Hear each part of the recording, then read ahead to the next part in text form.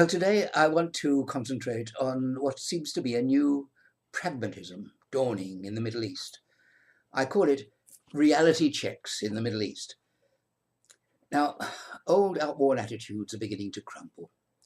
For example, when have officials from leading Arab states sat around a table with those from Israel, which many of them don't formally recognize as yet, to discuss how to alleviate a problem affecting the region? Yet that's precisely what happened on Tuesday, the 13th of March 2018, when Israeli national security officials met their counterparts from Egypt, Jordan, Saudi Arabia, Qatar, Bahrain, Oman, and the United Arab Emirates. They met in the White House to discuss a humanitarian crisis unfolding in the Gaza Strip. The meeting wasn't covert. The Arab states involved were content for it to be conducted in the full glare of media publicity. Despite having been under a virtual blockade imposed by neighbouring states for months, Qatar was invited and agreed to participate in the discussion. Now, their presence was an ironic illustration of the complexity of affairs in the region, but also a sign of its growing realism.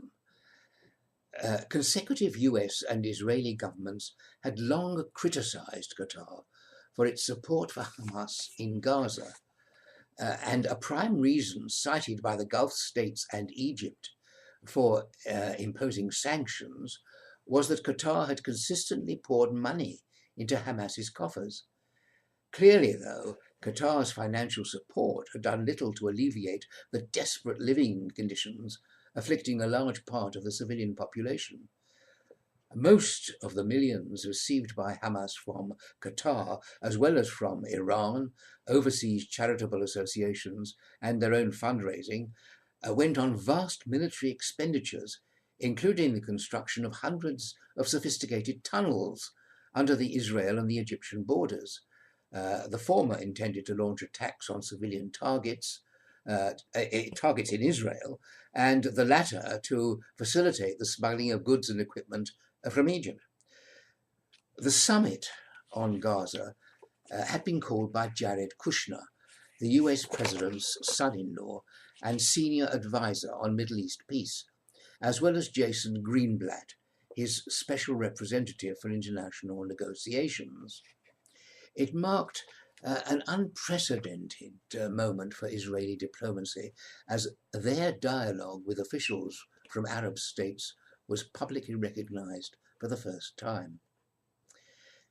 Now, the purpose of the meeting was to address the humanitarian challenges in Gaza. But, as media reports indicated, Greenblatt and Kushner were at the same time putting the final touches to a comprehensive peace plan for the Israeli-Palestinian conflict, of which the resolution of the Gaza crisis was an integral part. That plan, the Trump plan, was the subject of an unusual article in the London-based Arabic journal Ashaq al-Awsat, a further demonstration of the new pragmatism affecting the region. On March the 10th, 2018, journalist Abul Rahman al-Rashed wrote a piece under the title, quote, "Will Trump's ambitious Middle East policy succeed?" unquote. "I wouldn't rule out Trump's potential success," he said. "I say this not because I believe in the American president's superb negotiating skills, but because the international and regional conditions that prevailed for so many decades have changed dramatically in recent years," unquote. While believing that bringing an end to the suffering of the Palestinian people will remain a top Arab priority, al-Rashid thinks that all that's needed is a reasonable and realistic framework that could be sold to both sides.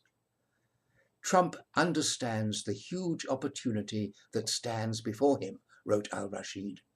His son-in-law, Jared Kushner, together with advisor Jason Greenblatt, have ensured that forging this deal stays at the top of the president's list of priorities.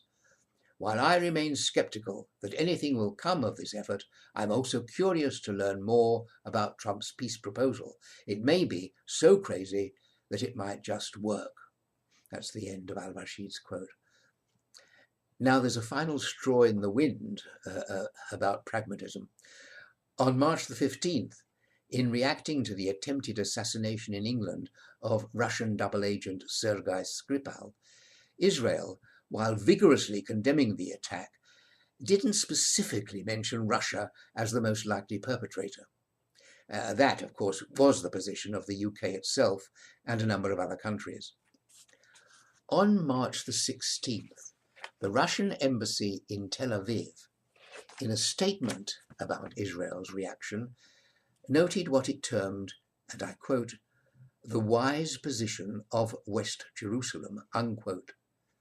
And that was Moscow's first formal recognition of West Jerusalem as Israel's capital. Well, thank you for listening, and do please join me again next time. Goodbye.